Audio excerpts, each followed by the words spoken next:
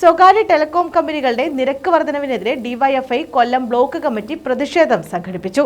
Chinnakada BSNL customer service സെന്ററിന് മുന്നിൽ സംഘടിപ്പിച്ച പ്രകടനവും യോഗവും ജില്ലാ joint secretary advocate SR Rahul ഉദ്ഘാടനം ചെയ്തു.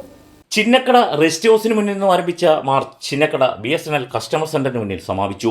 തുടർന്ന് നടന്ന പ്രതിഷേധ യോഗം ജില്ലാ ജോയിന്റ് സെക്രട്ടറി SR രാഹുൽ ഉദ്ഘാടനം ചെയ്തു. പൊതുമേഖലാ സ്ഥാപനമായ BSNLനെ തകർച്ചയ്ക്ക് വിട്ടുകൊടുക്കുന്ന കേന്ദ്ര സർക്കാർ നിലപാടുകൾക്കെതിരെയുള്ള പ്രതിഷേധ സൂചകമായി ഡിവൈഎഫ്ഐ കൊല്ലം ബ്ലോക്ക് കമ്മിറ്റിയിലെ മുഴുവൻ പേരുടെയും സ്വകാര്യ ടെലികോം കണക്ഷൻ BSNLിലേക്ക് പോർട്ട് ചെയ്യുന്നതായും അവർ അറിയിച്ചു. സർക്കാരിന്റെ തന്നെ വിവിധ ആനുകൂല്യങ്ങൾ അല്ലെങ്കിൽ ആപ്ലിക്കേഷനുകൾ വിദ്യാർത്ഥികൾക്ക് വിദ്യാഭ്യാസപരമായിട്ടുള്ള ആവശ്യങ്ങൾക്ക് മൊബൈൽ നെറ്റ്വർക്കിംഗ് സംവിധാനമാണ് ഏറ്റവും കൂടുതൽ ഉപയോഗിച്ചുകൊണ്ടിരിക്കുന്നത്. അതുകൊണ്ട് തന്നെ വിദ്യാർത്ഥികളും പൊതുജനങ്ങളെയും ഏറ്റവും കൂടുതൽ ആശ്രയിക്കുന്ന ഈ മൊബൈൽ ടെലികോം കമ്പനികളുടെ ഈ കുത്തക വർധനവ് വളരെ ഗൗരവത്തോടു കൂടിയാണ് ഈ നാട് ഏറ്റെടുത്തിരിക്കുന്നത്.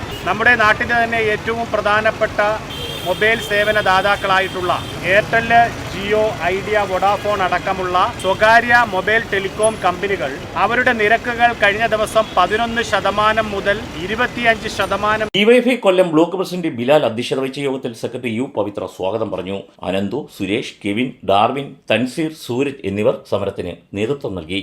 ന്യൂസ് ബ്യൂറോ, കൊല്ലം.